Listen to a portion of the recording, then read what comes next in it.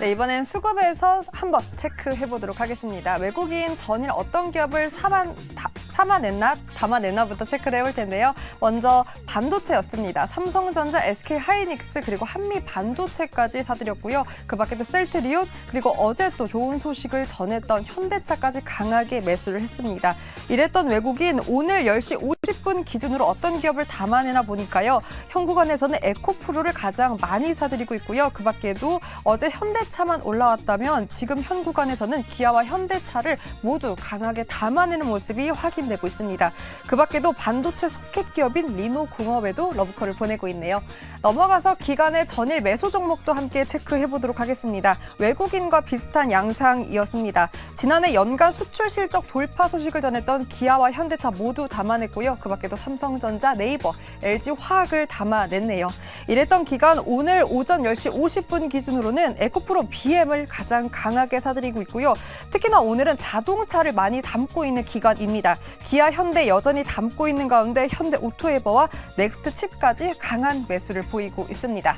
넘어가서 어제 개인 투자자분들은 어떤 기업을 담아내나 보니까요. 2차 전지가 대거 올라왔습니다. 에코프로 BM, 포스코 퓨처엠, 포스코 홀딩스, 포스코 DX 그룹주의 러브콜을 보냈고요. 특히나 또 농심이 올라왔습니다. 어제 호실적을 기록했음에도 불구하고 수급이 기술주와 이렇게 성장주 쪽으로 옮겨가다 보니 방어 기질은 약세를 보였는데요. 오히려 저가 매수 기회로 활용한 듯한 움직임을 보였습니다. 오늘의 수급에서는 어떤 관심 기업이 고수님들의 눈길을 끌고 있나요?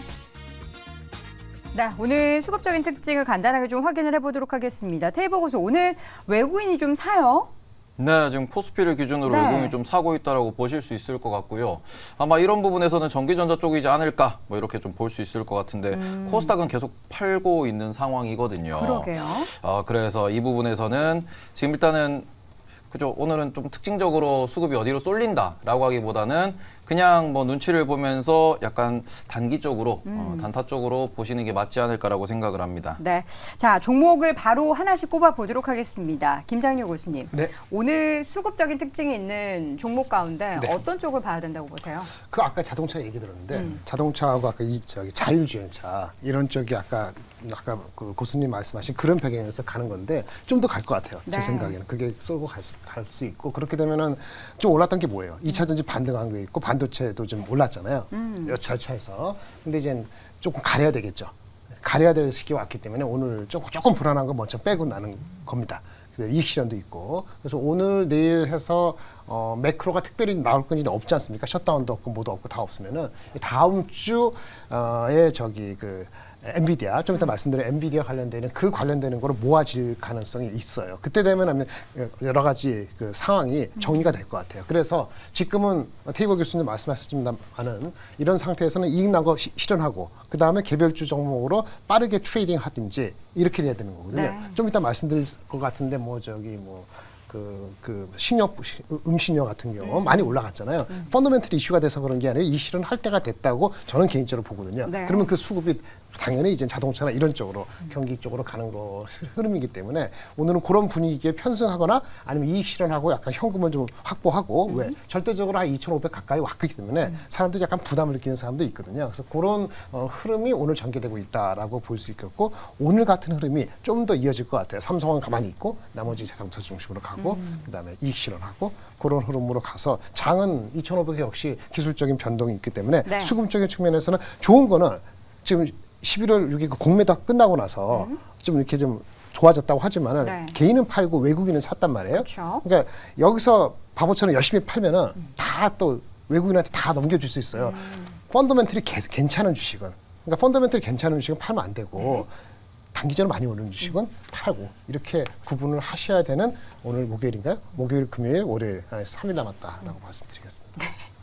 그 사이에 결정하시기 바랍니다. 네, 약간 숙제를 많이 내주시는 것 같아요. 김대지 교수님은요? 네, 제가 이 시간을 통해서 몇 차례 말씀드리긴 네. 했지만 개인은 변동성 매매를 하고요. 기관은 턴오버할 때 바닥에서부터 사서 턴오버했을 때 주식 팔기 시작합니다. 네. 외국인들은 추세가 만들어졌을 때 매수를 한다라고 말씀을 드렸었죠. 지금 외국인이 매수에 들어오는 것은 추세가 만들어지고 있기 때문에 매수에 들어오는 것이고요.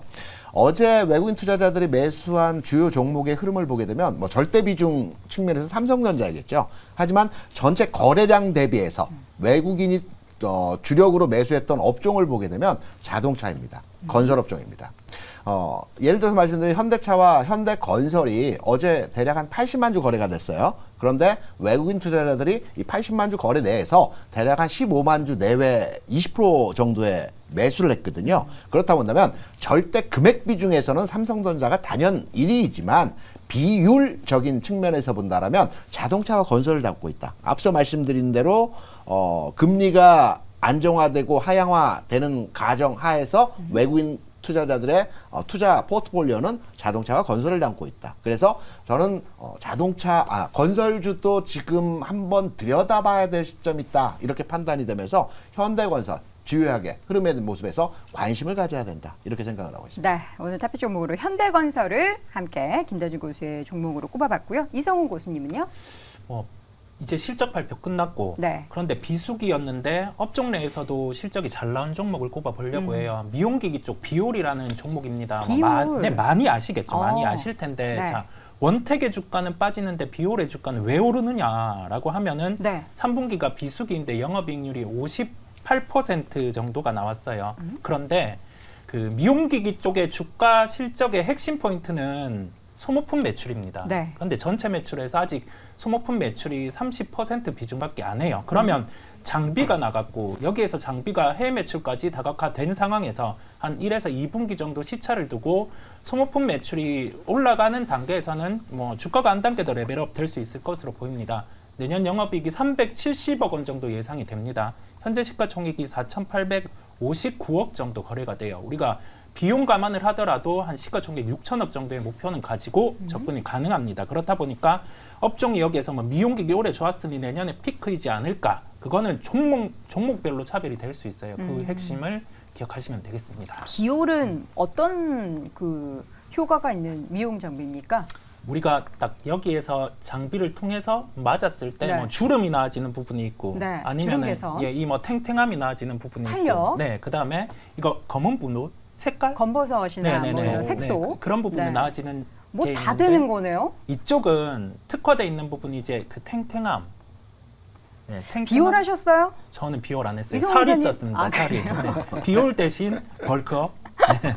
근데 비율은 네. 제가 예전에도 한번 일단 오늘 공감하는 게 맞네. 네. 자동차하고 네, 네. 비율도 제가 예전에 한번 말씀드리긴 네. 했습니다만 하는데 커버레이지를 했었거든요. 네. 그래서 업체 방문도 했는데 국내보다도 미국 비중이 더 높아요. 네네. 그래서 억눌렸던 거예요. 미국이 잘 안 팔린다 그래서 인모든가 뭐 그런 것 때문에. 근데 지금 잘 말씀하신 것처럼 경쟁력이 이제 부각이 된 게 3분기 실적으로 나타냈기 때문에 네. 상대적으로 덜 올랐다고 볼 수도 있기 때문에 내년에 아까 말씀하신 마진이 뭐 50몇 % 유지가 되면은 네. PER이 올해 기준이 아니고 내년 기준으로 하게 되면 여전히 rum이 있다라고 공감이 가질 것 같고 네. 아까 만약 팔리면은 아까 소모품 비중이 낮잖아요. 네. 다른 뭐 클래스 이런 것보다는 훨씬 낮으니까 그것도 거꾸로 얘기하면 갈룸이 있는 거죠. 네. 그래서 뭐 변동성이 심해서 많이 올라갈 때 사지 마시고 네. 좀 내려갈 때 사시는 게 아. 좋을 것 같아요. 알겠습니다. 10월 정확하게 공감합니다. 네, 중순 이후로 비올의 주가는 다시금 회복세 보이고 있는데요. 뭐 이 피부만 탄력이 있는 게 아니라 주가도 굉장히 탄력이 있다라는 생각이 듭니다.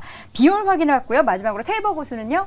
저 같은 경우는 FNF를 좀 최근에 주목을 해봐야 되지 않나라고 생각을 하고 있습니다. 네. 지금 중국에서 들리는 소식으로는 부동산 부양을 위해서 돈을 푼다. 그러면 정부가 지금 다시 한번 채권을 발행을 해가지고 경기를 부양하겠다는 의지를 좀 드러내고 있는 상황입니다. 그러면서 중국 내에서 어찌 보면은 좀 뭐 돈을 돌리겠다라는 이야기가 나오고 있다 보니 중국 소비주의 대표라고 할 수 있는 그리고 최근에는 돈을 벌고 있다라고 볼 수 있는 FNF 같은 경우에 주가가 좀 많이 빠진 상태에서 낙폭과대에서도 좀 관심 가져볼 만한 그런 뭐 위치다. 이렇게 보고 있습니다. 네, 최근에 외국인의 매수세가 들어오고 있고 오늘장에서도 지금 현재 집계가 되고 있는데요. 주가가 정말 고점 대비해서 많이 빠졌습니다. 지난 4월이 15만 원 선이었는데 지금 9만 원대까지 하락해 있다는 점 확인해 보시면 좋을 것 같고요. 다시 한번 종목 확인해 보도록 하겠습니다. 자, 김대중 고수의 종목, 김장렬 고수는 반도체 대세를 따르라라고 코멘트를 해주셨고요. 김대중 고수는 현대건설, 이성훈 고수의 비올, 마지막으로 테이버 고수의 FNF까지 확인해 봤습니다. 네, 오늘 짱탑5 이어지는 2회 주제 확인해 보시죠.